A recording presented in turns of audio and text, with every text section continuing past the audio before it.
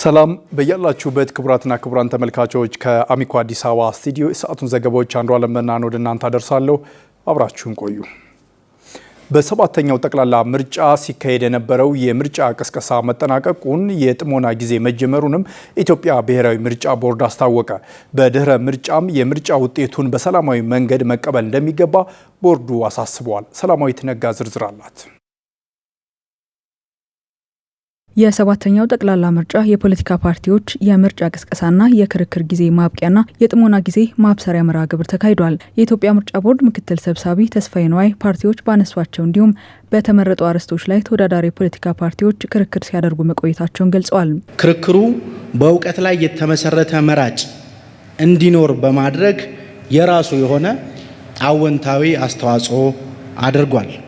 ሶስተኛ፣ በፖለቲካ ፓርቲዎች መካከል የሚደረጉ ክርክሮች ሰላማዊ ተቃራኒ ሀሳቦችን የመቻቻል ባህል ያለበት ጭብጥ ተኮር ክርክሮች እንዲኖሩ በማድረግ እርስ በርስ መከባበር ያለበት የሀገሪቱን የተለያዩ ሕጎች በተለይም ደግሞ የምርጫ ቅስቀሳ የሥነ ምግባር ሕጎች፣ ደንቦች ያከበረ የአካታችነት ጉዳዮችን ኢንክሉሲቪቲ ኢሹስ የያዘ እንዲሆን በዲዛይን ተደርጓል። 33 ተወዳዳሪ የፖለቲካ ፓርቲዎች ተሳታፊ ሆነዋል። ሌሎች ለመሳተፍ ፍላጎት የሌላቸው በመሆኑ ሳይሳተፉ ቀርተዋል። ክርክሩ ከአማርኛ ቋንቋ በተጨማሪ የክልል መንግስት ቋንቋዎችን በመጠቀም መካሄዱን ምክትል ሰብሳቢው ተናግረዋል። የኢትዮጵያ ምርጫ ቦርድ ዲሞክራሲን ለማስፈን ሰባተኛው ጠቅላላ ምርጫ ፍትሐዊ፣ ነጻና ገለልተኛ ሆኖ እንዲካሄድ እየሰሩ መሆኑን ሰብሳቢዋ ሜላትወርቅ ኃይሉ ተናግረዋል። ከሰኞ ግንቦት 20 2018 ጀምሮ የጥሞና ጊዜ ሆኖ መወሰኑንም ገልጸዋል። ዛሬ ኦፊሻሊ የጥሞና ጊዜ ተጀምሯል። ይሄ የጥሞና ጊዜ እንግዲህ ምርጫችንን ለማካሄድ የቀረቡትን የተለያዩ ሀሳቦች ሰው በየቤቱ በየሀሳቡ ቁጭ ብሎ የሚያወጣበት የሚያወርድበት፣ ፓርቲዎች ደግሞ እጩ ሆኖ በቀረቡባቸው አካባቢዎች ያለውን አክቲቪቲ በቅርበት የሚቆጣጠሩበት የሚያዩበት ጊዜ ነው ብዬ አምናለሁኝ። ተወዳዳሪ የፖለቲካ ፓርቲዎች ውጤቱን በሰለጠነና ሰላማዊ በሆነ መንገድ በመቀበል ለኢትዮጵያ ልማት በጋራ እንዲሰሩ ጥሪ አቅርበዋል። ምርጫ ውጤትን ደግሞ በጸጋ ተቀብሎ ወደሚቀጥለው የትግል ምዕራፍ መሻገር ደግሞ አንዱ ራሱ የሰለጠነ የፖለቲከኛ አካሄድ ነውና ሁላችሁም በዚህ የተካፈላችሁ የኢትዮጵያም ሕዝብ ጭምር እንደመራጭ የተለያዩ አካላት በተለያዩ ኃላፊነት የተቀመጡትንም ጭምር ከውጤት በኋላ ደግሞ ውጤትን በሰላማዊ ሁኔታ በመቀበል አገራችን እንደገና ለቀጣይ ያሉት ጊዜያቶች በሰላም የምትኖርበትን ሁኔታ የማመቻቸት የመፈጸም የእያንዳንዳችን ኃላፊነትና ግዴታ ነው ለማለት እወዳለሁ። ምርጫውን ለማካሄድ የሚያስችሉ ዝግጅቶች መጠናቀቃቸውንም ገልጸዋል። በምርጫ ዝግጅት ሂደቱ ለተሳተፉ አካላት እውቅናና ሰርቲፊኬት ተበርክቶላቸዋል። ፋብሪካዎች የሰራተኞቻቸውን ደህንነት የመጠበቅ ኃላፊነታቸውን ሊወጡ እንደሚገባ የኢትዮጵያ ሰራተኞች ማህበራት ኮንፌዴሬሽን ኢሰማኮ የደብረ ብርሃን ቅርንጫፍ ጽሕፈት ቤት አሳሰበ። በፋብሪካዎቹም የደህንነት መከላከያ ቁሳቁሶች ስለመሟላታቸው ክትትል እየተደረገ መሆኑም ተጠቁሟል። ዮናስ ታደሰ በዝርዝር ተመልክቶታል። ሀገራዊ ምርታማነትን ለማሳደግ የፋብሪካዎች ሚና ከፍተኛ ቢሆንም የሰራተኞችን ደህንነትና ጤንነት በአስተማማኝ ሁኔታ መጠበቅ የግድ ይላል። በዚህ ረገድ ደግሞ አስፈላጊውን የደህንነት መጠበቂያ ቁሳቁስ ማሟላት ያስፈልጋል። በደብረ ብርሃን እንጨት ማቀነባበሪያ ፋብሪካ የሚሰራው ጌታቸው ወርቁ በስራ ቦታ አስፈላጊው የደህንነት መጠበቂያ ስለመሟላቱ ያነሳል።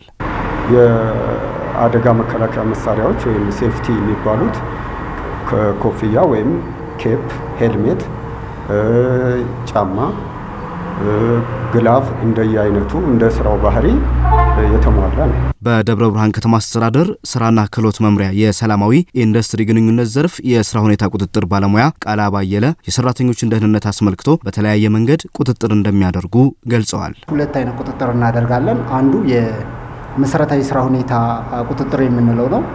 ሌላው የሙያ ደህንነት ጤንነት ቁጥጥር የምንለው ነው። የትኛውም አሰሪ ድርጅት ከየትኛውም ጉዳይ በፊት ደህንነትን በማስቀደም አስፈላጊውን ቁሳቁስ ማሟላት ላይ ትኩረት መደረግ እንዳለበት የነገሩን ደግሞ ከኢታል አልሙኒየም ማኑፋክቸሪንግ ያነጋገርናቸው አቶ ተፈራ ሰይፉ ናቸው። የስራ ባህሪው ከቱታና ከሴፍቲ ጫማ ጀምሮ ኤርመፍ አለ። እንደገና ሄልሜት የሚያስፈልግበት አካባቢ ሄልሜት ይሰጣል ማለት ነው። ያስፈልጋል የተባለው በሙያ የተደገፈ የግል ደህንነት መጠበቂያ ቁሳቁስ። ምክንያቱም የመጀመሪያው ጉዳይ ሰራተኛው ስራ ከመሰማራቱ በፊት ሴፍቲ ነው ሊሟላለት የሚገባውና ይሄንን አሰሪዎችን በጥልቀት ተገንዝበው ማሟላት አለባቸው። ነገ ተነገ ወዲያ የሚባል ጉዳይም አይደለም። የኢትዮጵያ ሰራተኞች ማህበራት ኮንፌዴሬሽን ኢሰማኮ የአማራ ክልል የደብረ ብርሃን ቅርንጫፍ ጽህፈት ቤት ኃላፊ አይተንፍሱ ጸጋው በበኩላቸው ምቹና ደህንነቱ የተጠበቀ የስራ ቦታ መፍጠር ወሳኝ ስለመሆኑ ይናገራሉ። ሰራተኛው ደህንነቱ ካልተጠበቀለት የስራ ቦታው ምቹ ካልሆነ የሚፈለገው ምርት ለማግኘት እጅግ የሚያሳስብ ስለሆነ በማህበራዊ ምክክሮች ዙሪያ አስፍተን እያየን ያለንበት ሁኔታ ነው ያለው። በዚህ ረገድ እንደየስራ ሁኔታውና አስፈላጊነቱ ፋብሪካዎች ተገቢውን ቁሳቁስ እንዲያሟሉ ያ ሳይሆን ሲቀር ደግሞ እርምጃ እስከ መውሰድ ድረስ በቁርጠኝነት እየተሰራ ስለመሆኑ አቶ ቃላ አባየለ ተናግረዋል። የጉዳት መከላከያ አልባሳት እንዲያቀርብ ድርጅቱ በራሱ ወጪ ምን ይደረጋል? ትዕዛዝ ይሰጣል ማለት ነው። ትዕዛዝ በማያከብሩ ድርጅቶች ላይ ደግሞ አዋጁንና መመሪያዎችን መሰረት ተደርጎ አስተዳደራዊ እርምጃ ወይም ህጋዊ እርምጃ ይወስዳል ማለት ነው።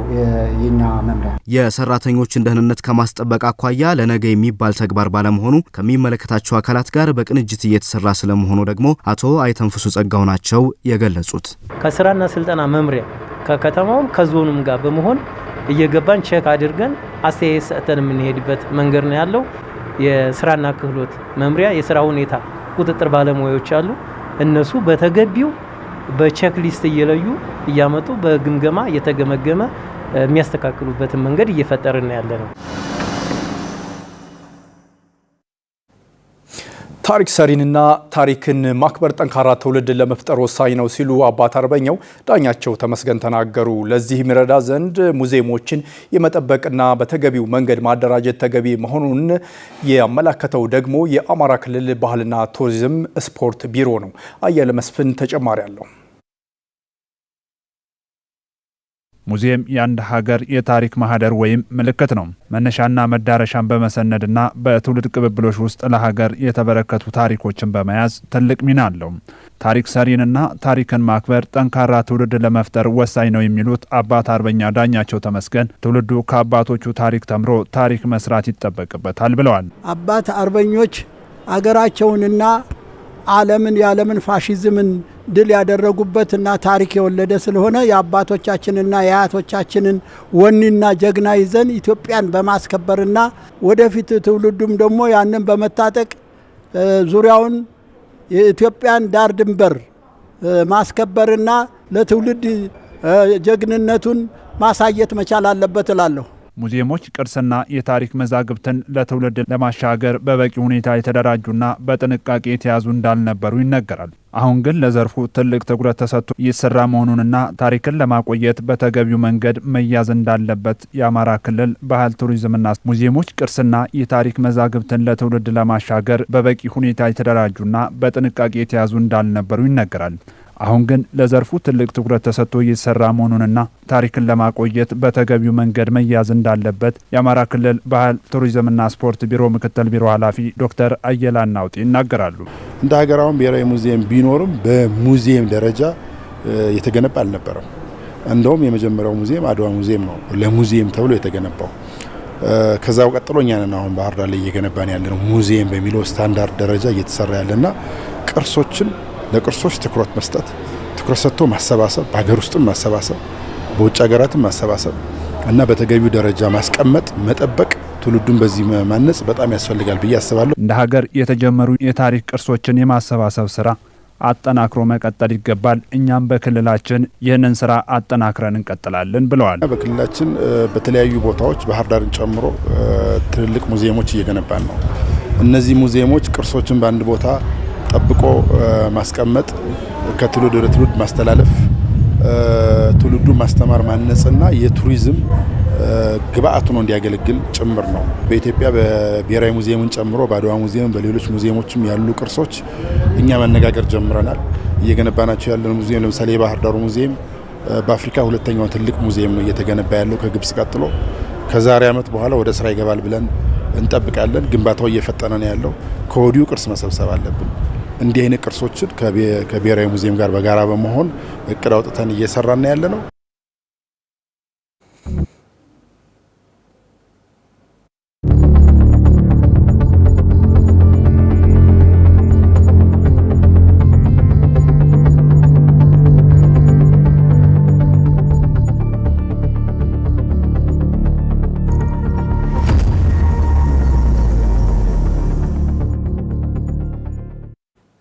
ቀጥለናል ተመልካቾች። የጋራ የውሃ ሀብቶችን በአግባቡ ለመጠቀም ጠንካራ የውሃ ዲፕሎማሲንና የተቋማትን እምነት መገንባት ወሳኝ መሆኑ ተገለጸ። የአፍሪካ ቀን መታሰቢያ ጉባኤም ተካሂዷል። ቴዎድሮስ ኃይለኢየሱስ የአፍሪካ ቀን መታሰቢያ ጉባኤ የአፍሪካ 2063 አጀንዳ ግቦችን ከግብ ለማድረስ ዘላቂ የውሃ አቅርቦትና አስተማማኝ የንጽህና አጠባበቅ ስርዓትን ማረጋገጥ በሚል መሪ መልእክት ተካሂዷል። የአፍሪካ አመራር ልህቀት አካዳሚ ምክትል ዳይሬክተር መሰረት ደስታ በመሪ መልእክቱ ስለ ሰብአዊ ክብር፣ ስለ ሰው ልጆች ልማትና ከሁሉም በላይ ደግሞ ስለ አመራር ክህሎት የሚናገር መሆኑን አንስተዋል። ዘላቂ የውሃ አቅርቦትና አስተማማኝ የንጽህና አጠባበቅ ስርዓትን ማረጋገጥ የሚለው መጀመሪያ ላይ ቴክኒካዊ ሀሳብ ብቻ ሊመስል ይችላል። ነገር ግን በተግባር ሲታይ ከዚያ ከበለጠ ጥልቅ ነገር ጋር የተያያዘ ነው። እሱም ስለ ሰብአዊ ክብር፣ ስለ ሰው ልጅ ልማትና ከሁሉም በላይ ደግሞ ስለ አመራር የሚናገር ነው። ምክንያቱም የውሃ አቅርቦት ዝም ብሎ የመሰረተ ልማት ግንባታ ጉዳይ ብቻ አይደለም። እሱ በትክክል የሚሰሩ ተቋማትን የሚጠይቅ ነው። ከጊዜ ጥቅሞች ይልቅ ለረጅም ጊዜ ዘላቂ ተጽዕኖ ቅድሚያ የሚሰጡ መሪዎችንም የሚሻ ነው። እንዲሁም ሰዎችን በታማኝነትና በፍትሃዊነት በተከታታይ የሚያገለግሉ ስርዓቶችን መዘርጋትን የሚጠይቅ ነው።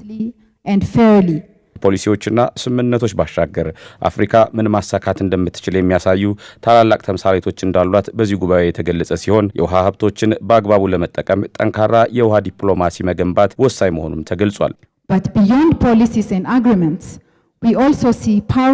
ከፖሊሲዎችና ከስምምነቶች ባሻገር አፍሪካ ምን ማሳካት እንደምትችል የሚያሳዩ ታላላቅ ተምሳሌቶችን እንመለከታለን። ለአብነት ያክል የታላቁ የኢትዮጵያ ህዳሴ ግድብን መጥቀስ ይቻላል። ህዳሴ ግድብ ዝም ብሎ የአንድ ግድብ ግንባታ ብቻ አይደለም። ይልቁንም ትልቅ ምኞትን፣ ጽናትንና የጋራ ብልጽግናን ማረጋገጥ ነው። ከሁሉም በላይ ደግሞ ግድቡ አብሮነትንና አንድነትን ይወክላል።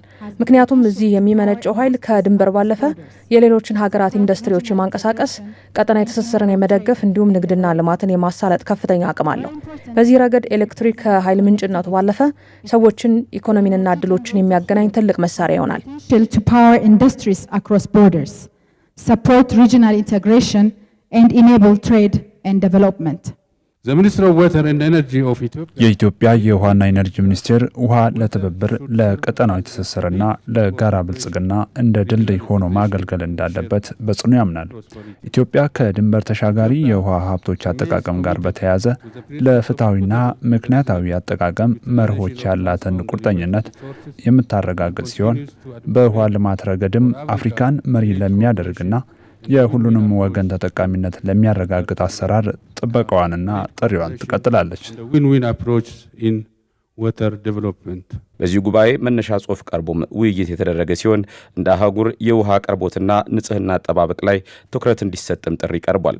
ውሃውን ኦውን የሚያደርገው ሰው ከታወቀ ወይም አካል ካለ በደንብ እዛ ታውቆ የሚሰራ ካለ ኢንተርፌስ ባለው የተለያዩ ሴክተሮችን ለምሳሌ ኮላቦሬሽን ምናምን ሲባል የነበረውን እሱን በደንብ ዲማርኬት አድርገን የምንሄድ ከሆነ ውሃውን ጤና ኖሮት መስራት እንችላለን። የውሃ መገኛዎችን ግራውንድ ወተር፣ ሰርፌስ ወተር የሚሆን ሬን ዋተር በሚገባ መጠበቅ ያስፈልጋል። ሐይቅ፣ ሪቨርስ፣ በከተማ አካባቢ ያሉ ወንዞችን፣ ሐይቆችን ከብክለት መከላከል ያስፈልጋል ማለት ነው። ኮሚኒቲው ነው ባለቤቱ። ከተማ ውስጥ ዩቲሊቲ ያለ ኮሚኒቲ ያለ ይህንን ማጠናከር ነው። ከዋሹ ላይ የምናቋቁማቸው ኮሚቴዎች በገጠር በከተማ ያሉ ከተማ በአብዛኛው በዩቲሊቲ ነው የሚተዳደረው። በገጠሮችም እነኚህን የባለቤትነትን አቅም ማጠናከር አስፈላጊ ነው። የአፍሪካ አመራር ልህቀት አካዳሚና የኢትዮጵያ ውሃና ኢነርጂ ሚኒስቴር በጋራ ባዘጋጁት በዚህ ጉባኤ ላይ የተለያዩ ባለድርሻ አካላት ተሳትፈዋል።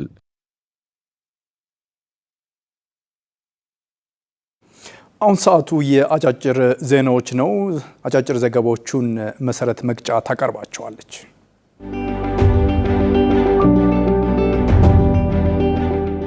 ለሀገራዊ ምክክር ሂደቱ ውጤታማነት የተለያዩ የህብረተሰብ ክፍሎች እያበረከቱት ያለው አስተዋጽኦ ከፍተኛ መሆኑን የኢትዮጵያ ሀገራዊ ምክክር ኮሚሽን ዋና ኮሚሽነር ፕሮፌሰር መስፍን አርአያ ገለጹ። የኢትዮጵያ ሀገራዊ ምክክር ኮሚሽን በዋናው ሀገራዊ ጉባኤ ላይ የሚቀርቡ ረቂቅ አጀንዳዎች ለተባባሪ ባለድርሻ አካላት ቀርቦ ግብዓት የማሰባሰቢያ ውይይት እያካሄደ ይገኛል። የኮሚሽኑ ዋና ኮሚሽነር ፕሮፌሰር መስፍን አርአያ በዚህ ጊዜ እንዳሉት ኮሚሽኑ የአጀንዳ ማሰባሰብ ሂደቱ በስኬት መከናወኑን ገልጸው ለምክክር ሂደቱ ውጤታማነት የተለያዩ የህብረተሰብ ክፍሎች ያበረከቱት አስተዋጽኦ ከፍተኛ መሆኑን ጠቁመዋል። በምክክር ሂደቱ እንዲሳተፉ የተወከሉ በአጀንዳ ማሰባሰብ ስራ ህዝባዊ መድረኮች ላይ ተሳታፊ እንደሚሆኑ ጠቁመው በዚህም በሁሉም ክልሎች እንዲሁም በሁለቱ ከተማ አስተዳደሮች የአጀንዳ ማሰባሰብ ስራ ማከናወን መቻሉን ገልጸዋል። የተቋማትና ማህበራት፣ የወረዳ ማህበረሰብ ተወካዮች፣ የፖለቲካ ፓርቲዎች፣ የዳያስፖራ፣ የመንግስት ተቋማትና በሌሎች ባለድርሻ አካላት ተሳትፎ ከታቀደው አንጻር የአጀንዳ ማሰባሰብ ሂደቱ በስኬት ተከናውኗል ብለዋል። ይህም በቀጣይ ለሚካሄደው ሀገራዊ ምክክር ጉባኤ መሰረት መጣሉን ጨምረው ገልጸዋል። በሀገራዊ ምክክሩ ሂደት የአጀንዳ ቀረጻ ስራው በማጠቃለያ ምዕራፍ ላይ ይገኛል ሲሉም ዋና ኮሚሽነሩ ማስታወቃቸውን ኢዜአ ዘግቧል።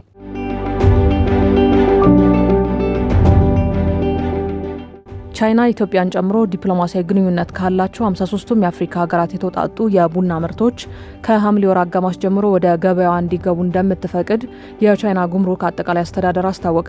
ለብዙ የአፍሪካ ሀገራት ዋነኛ ኢኮኖሚ መሰረት የሆነው የቡና ምርት ከደረቀ ቃሪያ ቀጥሎ ሙሉ በሙሉ ወደ ቻይና ገበያ እንዲገባ የተፈቀደለት ሁለተኛው የአፍሪካ የግብርና ምርት ሆኗል። በዚህ አዲስ አሰራር መሰረት ኢትዮጵያና ብሩንዲን ጨምሮ አንዳንድ ሀገራት ወደ ቻይና የሚላኩ የቡና ፍሬዎቻቸውን አስቀድመው ያረጋገጡ ሲሆን ሞሪሸስ፣ አንጎላ፣ ቶጎ፣ ጊኒ፣ ላይቤሪያና ሳኦ ቶሜና ፕሪንሲፔ ደግሞ የወጪ ንግድ ፈቃድ ማመልከቻን አቅርበዋል። የቻይና ጉምሩክ አጠቃላይ አስተዳደር በአፍሪካ የቡና አመራረት ስርዓትና የተባይ መከላከያ ሂደቶች ላይ ጥብቅ ግምገማ ካደረገ በኋላ ወጥ የሆነ የእጽዋት ጤና መስፈርት ያወጣ ሲሆን ይህም ከዚህ ቀደም ከእያንዳንዱ ሀገር ጋር በተናጠል ይደረግ የነበረውን የኳረንቲን ድርድርና የመዳረሻ ሂደት በእጅጉ እንደሚያቀላጥፈው ተገልጿል። ሆኖም ወደ ቻይና ገበያ ሙሉ ተደራሽነት ማግኘት ማለት ከድንበር ፍተሻ ነፃ መሆን አለመሆኑን ያመላከቱት ባለሙያዎች ሁሉም ማጓጓዣዎች በአውሮፓውያኑ በያዝነው 2026 ዓመት በማስታወቂያ ቁጥር 68 የተቀመጡት መስፈርቶች ማሟላት እንዳለባቸው አሳስበዋል።